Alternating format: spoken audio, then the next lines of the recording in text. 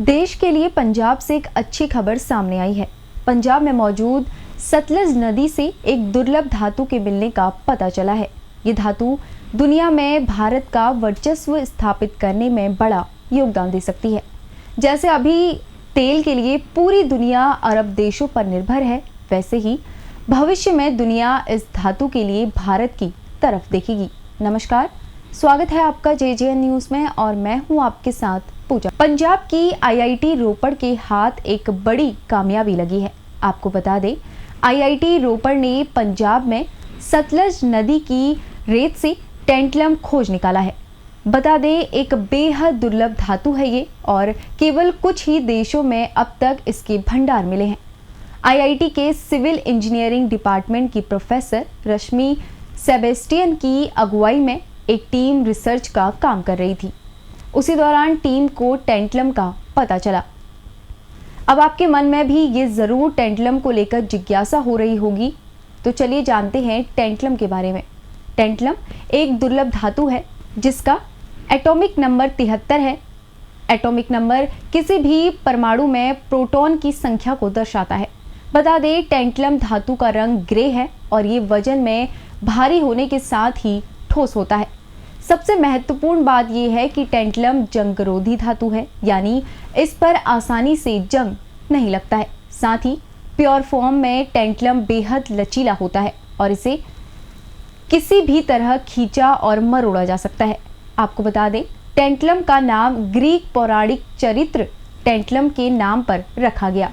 ये अनातोलिया में माउंट सिपालियस के ऊपर मौजूद शहर का दुष्ट राजा था, जिसने देवताओं को खुश करने के लिए दावत में अपने बेटे को परोसना चाहा, जिसके चलते उसे पाताल लोक में निर्वासित कर दिया गया। इसके साथ ही ये नाम एसिड में टेंटलम के न घुलने के स्वभाव के कारण दिया गया। इसके इतिहास की बात करें तो साल 1802 में स्वीडन के वैज्ञानिक एंडर्स गुस्ताफ एकेनबर्ग ने स्वीडन में स्थित यतरविक में इस धातु की खोज की थी। शुरुआत में एंडर्स एकेनबर्ग को लगा कि उन्होंने नायोबियन की खोज की है, जो कि टेंटलम जैसा ही दिखाई देता है। लेकिन आगे चलकर साल 1866 में स्वीडन के एक और वैज्ञानिक जिन चार्ल्स ने इस रहस्य से पर्दा उठाया और बताया कि नियोबियन और टेंटलम दो अलग अलग धातुएं हैं। और अब हम टेंटलम के नाम, उसकी बनावट और खोज के बारे में जान चुके हैं, तो ये सही समय जानने का है कि आखिर क्यों टेंटलम की खोज को इतना महत्व दिया जा रहा है। आपको बता दें, टेंटलम इलेक्ट्रॉनिक मार्केट में भारत को एक महाशक्ति के रूप में स्थापित कर सकता है। आसान शब्दों में बताएं तो लगभग हर तरह के इलेक्ट्रॉनिक प्रोडक्ट में टेंटलम का प्रयोग किया जाता है।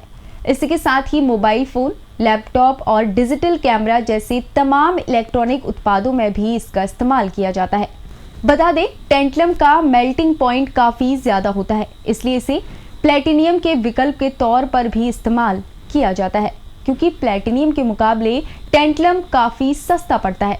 इसके अलावा टेंटलम डिफेंस सेक्टर के लिए गेम चेंजर साबित होगा, क्योंकि न्यूक्लियर पावर प्लांट, मिसाइल और फाइटर जेट के कंपोनेंट बनाने के लिए भी इसका इस्तेमाल किया जाता है। और ऐसे में सतलज नदी में टेंटलम का मिलना बेहद महत्वपूर्ण है और इसके बलबूते भारत डिफेंस सेक्टर में पड़ोसी देश चीन समेत तमाम देशों को पीछे छोड़ देगा। हालांकि अभी तक ये साफ नहीं हुआ है कि सतलज नदी में टेंटलम कैसे आया। इसके जवाब में प्रोफेसर रश्मि ने बताया कि ऐसा संभव है कि जमीन के नीचे मौजूद टेक्टोनिक प्लेट्स के मूवमेंट्स के कारण ये मेटल उच्च हिमालय क्षेत्र से नीचे आकर सतलज नदी में मिल रहा है।